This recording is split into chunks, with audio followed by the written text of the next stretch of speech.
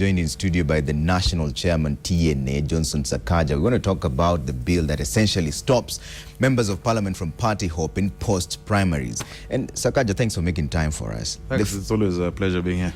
The first question that comes to people's mind, was this a ploy by TNA to ensure that if things go south during the primaries, nobody will leave the bandwagon?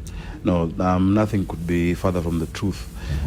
First of all, it is not a TNA position. It's as a result of a joint parliamentary committee that had equal membership from both CORD and Jubilee.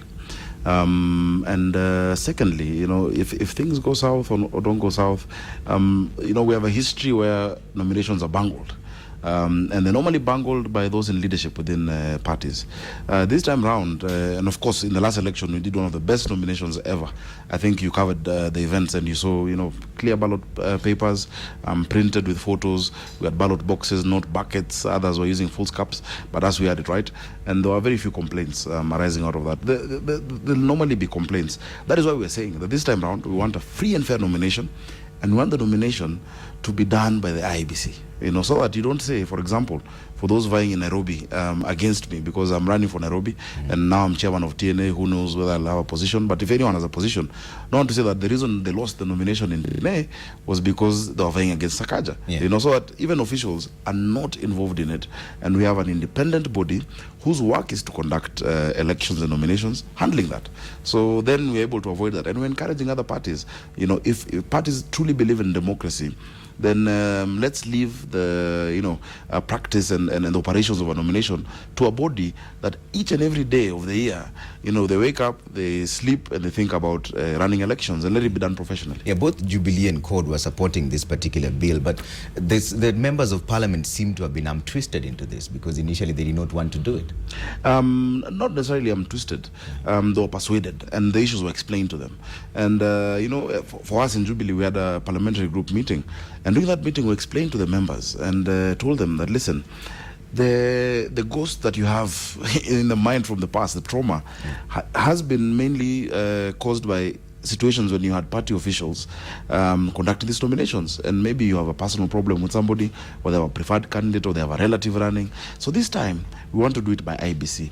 Now, what do you have to gain by, you know, getting rigged in or jumping into a party and then losing twice, you know, losing an election?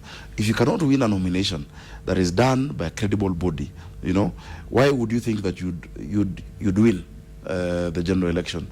So, you know, we persuaded members, we explained it to them, we went through the nomination rules that we have as a party and that are proposed in Jubilee, saying that everybody has the same opportunity and the same chance, whether you're in the party, whether you're an official, whether you're a candidate, an aspirant who has never held any office in the party, or you're an incumbent, whether you're a sitting MP or an MCA. Everybody, including the aspirants, have the same opportunity, and let the best person win. You know, it serves democracy best when you do it that way. Speaking of democracy, doesn't it also infringe on the democratic rights? Because if you insist that I have to stay within a party, isn't that essentially even on my Bill of Rights even? Because they have the right to choose. Why do they have to stay in that particular party? Every right in the Bill of Rights has a limitation. You know, Trevor, I have the right to throw a punch, but my right to throw a punch stops where your nose begins, you know. You have the right to assemble, but you can't go assemble in status because you have the right, you know. And even the rights in Article 38, the civil and political rights, you know, members to choose a party, you know, you tell them, choose the party you want, and choose it early enough. But you cannot change your party, for example, a day before the election, can you? No. So all that the bill does is to put timelines by which date a member must have joined a political party. That's all it does, you know. So it is not infringing in the right. It is just giving that right form and function and a way to be expressed and achieved. So you're absolutely convinced this is the right bill that was passed the way it was? I think it's the right bill. I'm convinced. Yeah. I mean, I could, you know, there's a likelihood that, for example, you know, myself as an aspirant, could lose out in the nomination. But even if I lose out, let me have the discipline and the loyalty to the party to actually support the person who gets the ticket. You know, that is a democracy that has matured. Look at the countries that fashion themselves as the quintessence of perfect democracies, the UK and the US. In fact, in the UK, they rarely have primaries. The party does interviews and says, no, you don't look like someone now. But they look at your CV, they look at what you bring to the table. In the US, those who lose end up supporting those who win. Look at Bernie Sanders supporting Hillary Clinton. That's what we need to have. We have 62 political parties by the end of next week, we'll have reduced them by 10 at least, so that we have, you know, fewer parties that are based on ideology. Yeah. And you don't just jump from one party to another as if you believe in nothing, you know. Go to a party whose ideologies you believe in. The bill has been done now, so go to a party early enough whose ideologies you believe in, and in which you trust the leadership, and stick to that party.